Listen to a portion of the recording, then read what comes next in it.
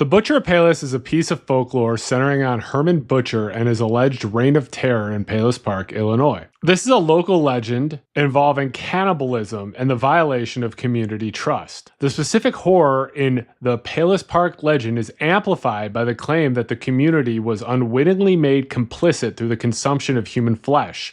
A profound betrayal by their butcher, a trusted community figure expected to provide sustenance. Let's get spooky.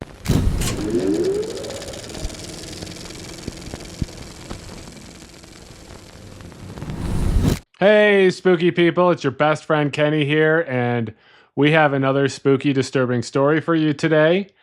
Before we get to the story, let's make sure that you are subscribed to this channel. Please subscribe to The Spooky Lawyer. Make sure that you like this video and share this video. Share this video with the employee at the grocery store that has to stand by the self-checkout. Imagine having to do that job and having to go up to 8 different kiosks every minute because somebody doesn't know how to swipe their credit card correctly, or somebody's coupon doesn't work, or somebody is buying cough syrup. They could use a nice spooky story to take the edge off. The legend of the Butcher of Palos Park centers around Herman Butcher, a figure that's painted in dark strokes by local folklore. He is consistently described as a German immigrant who operated a butcher shop in Palos Park during the 1890s. Some versions of the tale suggest he migrated to the area from Chicago, perhaps seeking refuge from the urban chaos following the 1893 World's Columbian Exposition, because he had already established a successful business in the city. The legend further claims that he, unlike other local butchers struggling during the severe economic depression of the 1890s,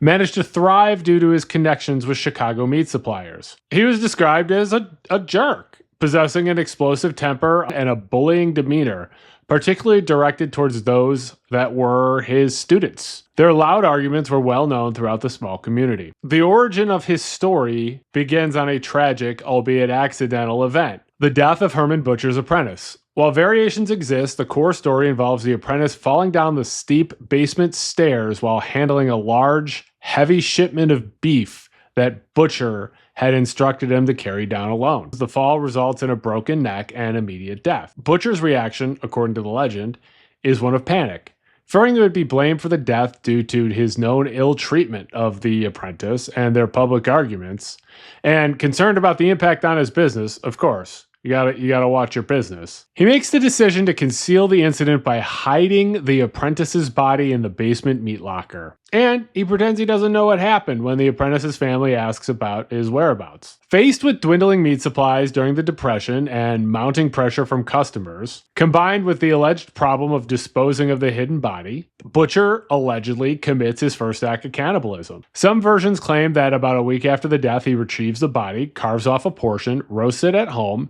and finds the taste surprisingly palatable, akin to a sweet beef. The next morning, he butchers the remainder of the apprentice's corpse and sells it to his unsuspecting customers, who are reportedly delighted with the quality and the flavor. This initial act snowballs. To maintain his newfound source of popular meat and keep his business thriving, Butcher allegedly turns to murder. His next victims, according to the tale, are hobos or transients drawn from the nearby railroad line. He supposedly lured them to his shop with promises of food, alcohol, or work, then drugs them, or waits until they are drunk and asleep before murdering and butchering them. And this is why you don't get drunk with people you don't know. This supply chain of beef continues for a time, fueling his business boom, until suspicion arises within the hobo camps. Yes, there were hobo camps during this time, due to the disappearances, causing the transients to avoid Palos Park and cutting off Butcher's supply. I imagine certain politicians are taking notes of this because they've been trying so desperately to get rid of their unhoused people. Then Butcher starts kidnapping and murdering local children. With his previous source gone, the Butcher finds children to be easier targets. Some versions of the story note that his customers found the final product to be the most succulent of all, inadvertently encouraging his horrific acts. This progression from accidental death and concealment to deliberately targeting of vulnerable communities, apprentice, then outsiders and homeless people, and insiders, local children, demonstrates a narrative escalation common in folklore, designed to maximize the horror and emphasize the perpetrator's complete moral collapse. I don't know. I think the moral collapse was when he decided to try the human meat. but that's me. The climax of the legend involves the community's discovery of the horrific acts. Growing suspicion fueled by the missing children and perhaps lingering doubts of the apprentice's family leads a mob of enraged villagers to storm Butcher's shop one night. Searching the premises, they uncover the horrific truth in the basement meat locker, a gruesome collection of dismembered bodies, packaged human remains, and in some tellings, the corpse of a young child hanging from a meat hook. The realization that they had been consuming human flesh, possibly even that of their own children, ignites their fury. Be pretty mad. Then, mob justice. The villagers drag Herman Butcher from his home onto his lawn. In the flickering light of torches, they kill him, in some versions specifying they used his own meat cleaver, betrayed by the tools of his trade. A recurring detail is the decapitation of Butcher, a symbolic act found in folklore to ensure that the monster could not return. Some versions of the story claim that local police officers stood by and allowed the mob to carry out its vengeance, an element that evokes themes of frontier justice or community retribution beyond the reach of the law. His remains are said to have been buried separately, the head in Indian Hill Cemetery and the headless body across the road in Oak Hill Cemetery. The grave in Oak Hill was supposedly marked only with the surname Butcher. Supernatural elements are, of course, attached to these burial sites. One common motif is the headless ghost of Butcher roaming the woods, searching for his head. Another is a claim that the body's grave mysteriously moved over time, shifting closer to the road towards Indian Hill Cemetery, where his head lay buried. Ooh. Some people claim hearing the ghostly sound of a cleaver chopping near the gravesite after dark. According to some accounts, the graves themselves have vanished entirely. This legend is firmly rooted in the specific geography of Palos Park, Illinois. Unlike most vague folktales, the story attaches itself to tangible locations within the community, lending it a sense of immediacy and local relevance. Palos Park itself, which is situated southwest of Chicago, is characterized by its hilly, wooded terrain. Historically, it developed somewhat later than adjacent areas, transitioning from farmland and timber source in the mid-19th century to a semi-rural retreat accessible from Chicago with the arrival of the Wabash Railroad in the 1890s. The fact that it is a somewhat secluded community nestled within forest preserves contributes to its atmosphere and makes itself a suitable setting for this type of dark folklore. The center of this legend is the alleged location of Herman Butcher's Shop of Horrors, the building that currently houses the well-known Plush Horse ice cream parlor, located on Southwest Highway. Now, I can't tell you how many times I've been to Plush Horse.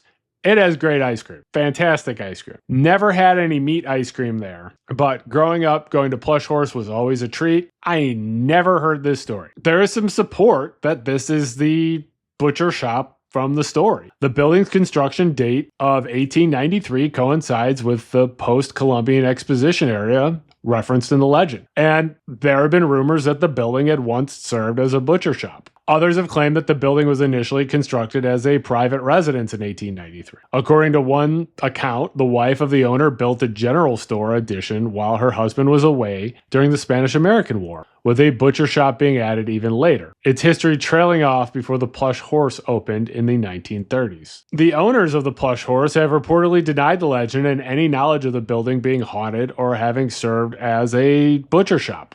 Noted Chicago historian and folklorist Ursula Bielski has emphasized the lack of concrete proof, stating, "We can't know if the Plush Horse was the site where the Butcher of Palos committed his dastardly deeds, nor if any such deeds were committed at all." This ambiguity surrounding the Plush Horse connection highlights a common feature of folklore. Legends often adapt, attaching themselves to plausible or convenient local landmarks, even if it doesn't quite fit. Personally, having had a history of going to the Plush Horse and knowing it very well, I hope it's the location, but that's just me. The legend also acknowledges specific final resting places for the butcher's dismembered body: Oak Hill Cemetery and the adjacent Indian Hill Cemetery. Oak Hill, which is located at 131st Street and 90th Avenue in Palos Park, is said to be the burial site of Butcher's headless body. His severed head was buried across the road at Indian Hill Cemetery. The power of associating the Butcher legend with these specific tangible locations, a popularized cream parlor, local cemeteries, is important.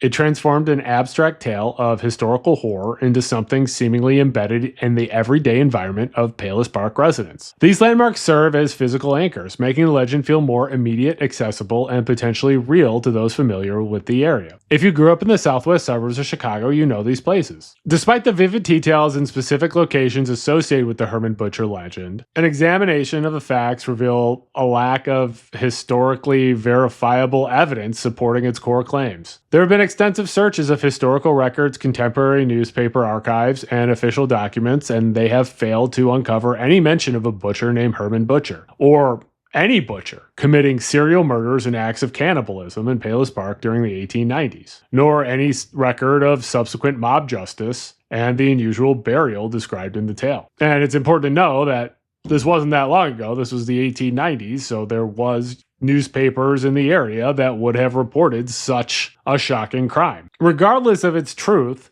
the Demon Butcher of Palos Park maintains a notable presence in the cultural landscape of the Palos area and among enthusiasts of Chicagoland's darker lore. Its inclusion in compilations and discussion of Illinois urban legends and its circulation within true crime and horror-focused communities, including podcasts, websites, attest to its enduring recognition. A big part of the legend's modern presence is its adoption by the local paranormal tourism industry. Ghost tours operating in the southwest suburbs, such as the Paranormal Nightlife Tour, offered by Graveside Paranormal, explicitly feature the ghastly story of the Butcher of Palos Park as a key attraction. These tours physically connect the narrative to the landscape for paying customers, visiting locations like Oak Hill Cemetery or pointing out the Plush Horse building, thereby reinforcing the legend's geographical anchors. The Butcher of Palos Park is a compelling, gruesome, and enduring local legend. His story is kept alive through online retellings, paranormal tourism, and local word of mouth, and it serves as a potent reminder of the power of narrative to shape our perception of place and past. Regardless of its truth, the Demon Butcher continues to lurk in the shadows of local legend. Make sure that you're subscribed to this channel, The Spooky Lawyer. Make sure that you're following me on Blue Sky and TikTok. My username is akbruce. Make sure that you're following me on Twitter. My username is akbruce there as well. If there is a spooky or disturbing story you would like me to cover, send me an email. My email address is thespookyLawyer@gmail.com.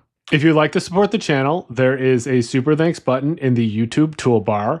You can click it and make a donation to the channel. Any money that this channel makes is going to go right back into the channel to make better videos for all of you. You also support me by liking, sharing, and continuing to watch my videos. I appreciate that you watch my videos. It means a lot to me. And please stay spooky.